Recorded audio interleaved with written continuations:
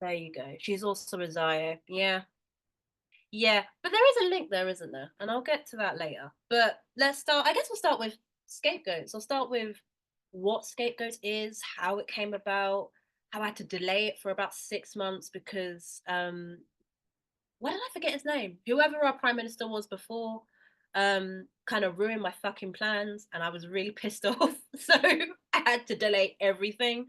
But yeah, let's get on to what Scapegoats is about and how we got there later. So I started writing Scapegoats in August. So this was just after Burden, and I just finished Burden, and I thought, boom, I'm gonna write Scapegoats. This is gonna be more of like a rocky song. Angelica knows I like Placebo, but we disagree on what the better Placebo album is. But whatever, that's fine. We'll argue about that later. But I really like. I'm not even gonna try and be like, yeah, I had this really grandiose idea. I just listened to Placebo a bit more, and I was like, kind of want to write a song like that. All right, cool. And I like Placebo because we're both from Reading, and I don't like people from Reading, but I like the fact that we're from the same area. Anyway, so I started writing the chords in August, and yeah, it just was really simple. I'm not going to go into music theory with you all because you will get very bored, but it's something called Four to the Floor, and it's a very simple 1, 2, 3, 4 song. And I thought, this will do, this will be fine.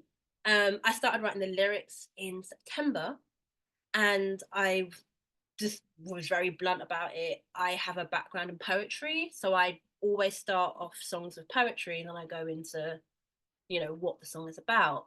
And I just started off with a feeling of like hopelessness and despair. Um, Ironically, the actual chorus didn't come till much later. I just started writing loads and loads and loads, sort of what you call a stream of consciousness. Just started writing loads of words about despair and how people have been discarded and how marginalized people have really, really, really taken the brunt. And whenever people want to go back to normal, there's always an abnormal, and people really suffer. Anyway, October happened, and things obviously got very bad. And I I have a really like sort of moral stance that I will never exploit. I'm going to say a trigger warning for genocide as I'm going to go on here. But I will never exploit people's plight because I'm not a dickhead. And I always, I think it's a tough line to sort of sorry, it's a tough thing to balance because if something affects you, I feel like, yeah, you should say it, you should speak up for people and whatever. But to then do the whole, I'm gonna speak for this issue for money and I'm gonna do this for money. It's a bit awkward. And I don't like doing that. I mean, I literally cussed out this girl from London because she wrote a song for Black Lives Matter and it went on the FIFA soundtrack. And I was a bit like, fuck you. um, and she literally was up the road from me. So if I see her, I will fight her. But that's beside the point. And this is recorded, so that is a joke for all intents and purposes. But yeah, so like I said, I have a very strong moral stance on what I should write about, what I don't want to write about, and things. But at the same time, I I am thinking more about like what I want to do with my music. And at the time, I was working with this mass block, and I wanted to sort of put my activism into my music. So it felt like it was a hard thing to do. And what I ended up doing was just getting rid of the lyrics. I was like, nah, that don't need that. That applies that. Don't need that. And it just became one verse, one chorus. Which again is, if you know me, I'm a chatterbox. So I was like, this is such a new, it was a new playing field when it came to making the song. Um but yeah, no, I'm really proud of it, and that was like how the song got made. I just want to read out this comment here. It says, "Feel that so much. I feel so objectified and treated like social projects, but leftists won't hear me. Lol. Social currency have folks in the trenches. Yeah, and hold that thought because I'm getting to that in a second. Um, so yeah, so that was how the song got like physically made. I won't get too much into the process of it, but like a quick little tangent. Making songs as a black woman is really hard. But making songs as a Black woman who doesn't do R&B or sort of like the genres that Black people are supposed to do, and I say that in the Spotify sense, not in like just the general industry, is even worse. Because when I tell you that I've had so many people who I've just approached and I said, like, hey, could you do the guitar for me? Could you do the bass for me and whatever? And they'll be like, yeah, sure. Won't get back to me for weeks. Excuse me. Or if I say, yeah, could you do the production for me? I get it back and it's done half-heartedly. But what I will say is that this time around, I put on my little bitch or my little bitch hat, and I've just demanded, like, you will do this for me. I want this done by this time, or we're gonna have a problem. Like, I think the attitude of the song kind of came out a little bit, which I'm really proud of myself. Like, yeah, this is what we like to see, and then she's being a bitch. But like I said, the song got made and it was about to come out, blah blah blah. So it was actually supposed to come out July 4th. And I thought that would be like funny because ha ha ha. What day is July 4th? Like American Freedom, whatever day, I can't remember. Something to do with America. And I thought that would be a funny day to release a song. And then a former Prime Minister, whose name I can't remember. Wow, okay. That's ME for you. But yeah, they announced an election, and I just thought, oh, I don't have to deal with Keir Starmer. I don't have to deal with all the like, those like Labour people. Rishi Sunak, there you go. What forget? I was thinking of Savid, the other one. I thought of every other person but Rishi Sunak. We've had too many prime ministers in a short No time. shortage. There's loads of them. There's loads of those motherfuckers. But yeah, so Rishi Sunak called an election. I thought I'm not dealing with this shit, so I just called it a day. Hi, Adrian, how you doing? Um, but yeah, so I thought let me just leave it. And I think it was probably the best thing to do anyway, because lo and behold, I ended up moving. I ended up getting sicker. That did all work. That was fun, but I won in that fight. I did win to work from home, um, and all that bullshit. So I think I'm glad I released it in October. Um, oh, thank you, Adrienne. We need to swap makeup tips after this is done. But yeah, so that was the journey of Scapegoats. That was like the journey of it being released. I guess um, the inspiration of Scapegoats. There's quite a few people. I don't know if anyone has heard of East Tremor, um, Susie and the Banshees, obviously Placebo. Um, but there is like quite a few people that really inspired the actual creation of the song. One of them was Nirvana, but I have a very like I like Nirvana, but like we do not speak a bad word about Nirvana in my family's home for some reason. Like my family just loves Nirvana, but I do think that is because um when Nevermind came out, my mum was what 16, 17. So that was like her teenage angst album. And when I was it does give 90s. Yeah, I think mum was like subtly in my ear when I mentioned I was making a rock song. And basically the Nirvana story I always tell is when I was younger, I was listening to music. I think I discovered Courtney Love for the first time. And I was like, ooh, Courtney Love, who's this person? My mum just said, oh, she does music. She's married to Kurt Cobain. Like it was really late at night. And then she also said, I also asked her, okay, who's Kurt Cobain? Like, I don't know who this Kurt Cobain person is. When I tell you, she kind of looked over. She might have been a little bit wine drunk, to be honest, but she looked over and was like, okay, we need to give you an education. We need to give you a bit of a learning of this white band. And then the next day, I remember because I was like 10 years old, she just left the house. Like, didn't give me a Anusha, I'm going out or whatever. She just left. And I thought, okay, peculiar. But that was like the first time I'd ever been home alone. And when she came back, she basically brought me Nevermind the CD, and she brought me the In Vitro the CD as well. Now, again, trigger warning for words, but I'm not going to go into it too much for rape. But basically, there's one song called Rape Me on In Vitro. And I remember looking at mum like, Mummy, I'm 10 years old. I don't, why do you want me to listen to this song? And she sat me down and was like, Anusha, think about the lyrics. And she went all like music bro on me. She was like, think about the lyrics, think about the music. And I was like, okay, cool. And like since then, I guess I've always been insufferable since then. I don't know.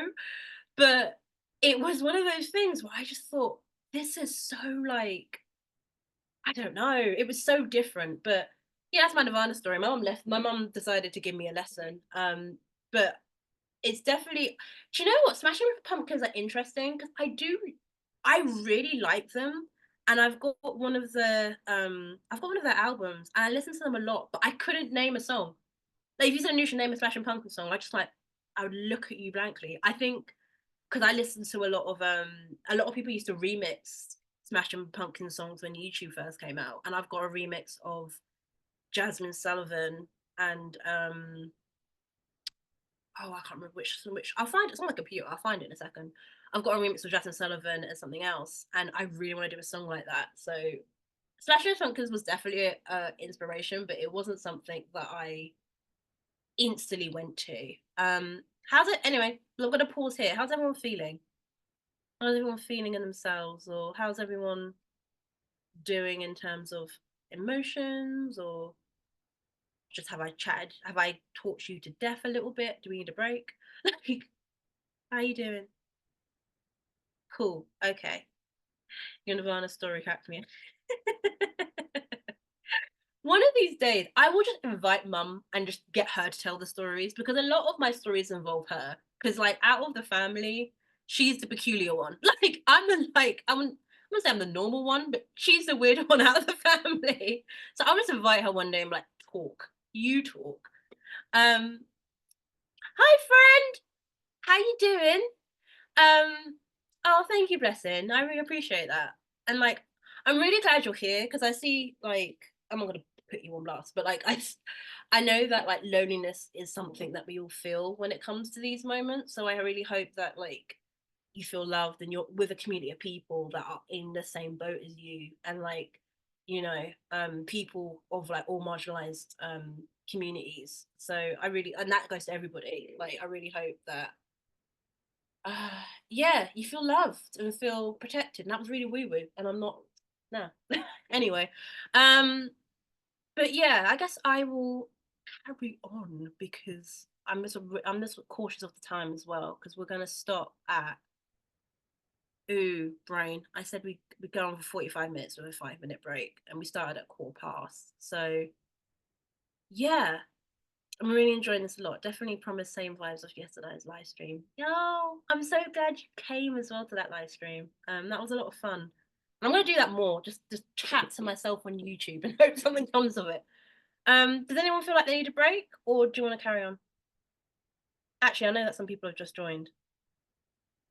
Grateful for today and sad that there aren't enough space for us. Yeah. I mean, if you want me to do these more, I'm more than happy to. Like, if we could just do like little zooms of us chatting, us talking to each other. I'm very happy to do that. I feel like we feel good, so I guess I'll carry on. But if anyone needs a break, just take it now because I'm not gonna. Um, Nothing important's being said. Let's say that I'm gonna chat in circles for 5 minutes, and then we'll go on to the other bits that are happening in the future. I will say one thing about scapegoats that is really peculiar, and being a musician, um, is when you mention that like oh I'm a disabled musician or oh I'm doing a song about this, let me tell you the amount of people that just won't chat to you, it is peculiar. Like like I don't know if you see musicians online or you follow indie musicians, but you get a lot of people that are like, oh, like I'm on BBC Introducing. I mean, I would never want to be on the BBC anyway, so fuck the BBC. But like, I'm on BBC Introducing. I got introduced by this person. When you do, like, when you mention that, like, oh yeah, I'm a disabled musician and whatever, like, no one played the music, and it is very like it's stark. Because when I don't mention anything and I just say, oh, this song is a rock song that's about angst, people are like, oh yeah, everyone loves that and whatever. The moment you mention that you're disabled, or you mention that it's about COVID, media blackout, and it's Very peculiar. So yeah, that's why I like you lot, is you're just there.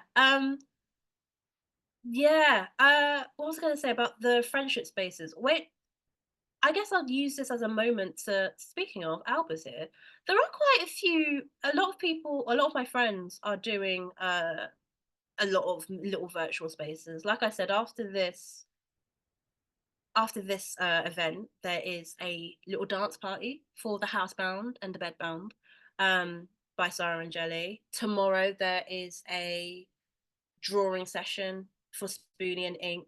Um, that's going on, and it's at 4 o'clock.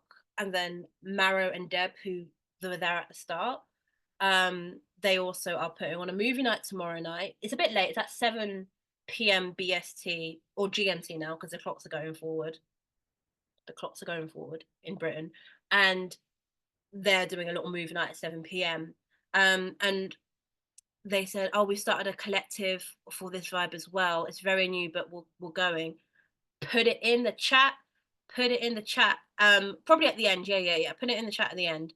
Um, and I'll put something. If you want me to email it to you, then oh, they're going back. Oh, you know what I mean. The clocks are changing. The clocks are just not. The clocks are not doing what they're usually doing. They're doing something different. All right.